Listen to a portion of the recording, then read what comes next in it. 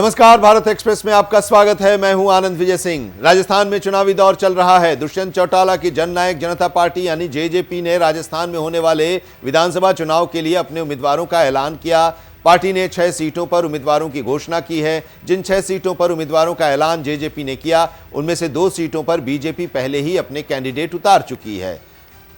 हरियाणा में जेजेपी और बीजेपी की गठबंधन की सरकार चल रही है, लेकिन राजस्थान में जेजेपी ने बीजेपी के खिलाफ अपने उम्मीदवार उतार दिए हैं। कोटपुतली और फतेहपुर में बीजेपी पहले से ही उम्मीदवार दे चुकी है। सूत्रों की माने तो जननायक जनता पार्टी राजस्थान में 10 सीटें मांग रही थी, लेकिन गठबंधन न हो पाने की वजह से नाराज जननायक जनता पार्टी ने उम्मीदवार उतार दिए। अभी राजस्थान के लिए और भी उम्मीदवारों की सूची आ सकती है। किन किन सीटों पर जेजेपी ने उम्मीदवार उतारे, चलिए हम आपको बताते हैं। सूरतगढ़ से पृथ्वीराज मोल, फतेहपुर से नंदकिशोर, दांतारामगढ़ से डॉक्टर रीटा सिंह, खंडेला से सरदार सिंह आर्य, कोटपुतली से रामनिवास यादव, भरतपुर से डॉक्टर मोहन सिंह को जेजेपी ने अपना उम्मीदवार बनाया है। हम आपको बता दें कि सितंबर महीने में हरियाणा के उप मुख्यमंत्री और जेजेपी के संस्थापक दुष्यंत चौटाला जयपुर के दौरे पर थे। तब उन्होंने ऐलान किया था कि उनकी पार्टी 18 जिलों की 30 सीटों पर चुनाव लड़ेगी। उन्होंने कहा था कि पार्टी कार्यकर्ता राजस्थान में सक्रिय हो गए हैं,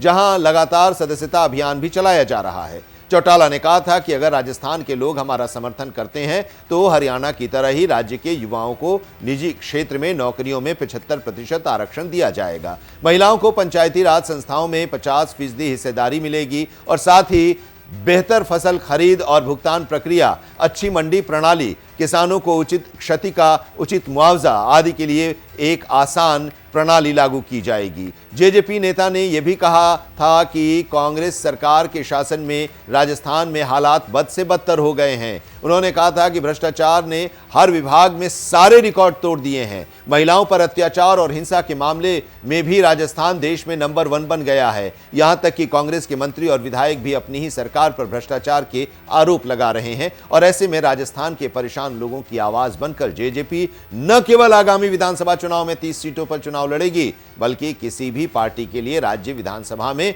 प्रवेश की कुंजी भी रखेगी।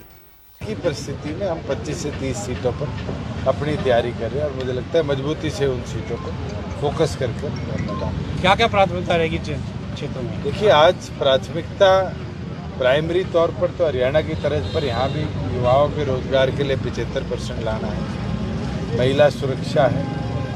ये जो पेपर लीक, माइनिंग माफिया यहाँ चल रहा है, गैंग वॉर जिस तरह बढ़ा है, इसको पूरी तौर पर समाप्त करना है। और राजस्थान के अंदर कैसे समृद्धि लाई जाए, कैसे हरियाणा की तर्ज पर किसान को एमएसपी पर फसलें खरीद की व्यवस्था दी जाए।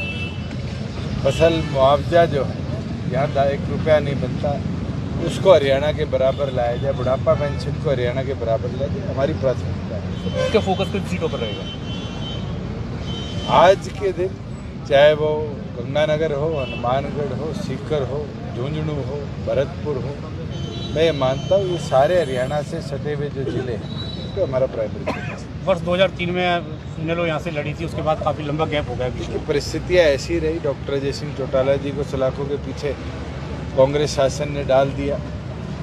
उस दौरान हमसे भी नहीं आया गया, और मैं ये मानता हूँ कि ये रिश्ता कोई आज का नहीं है, पुराना है और मजबूती के साथ इस रिश्ते को।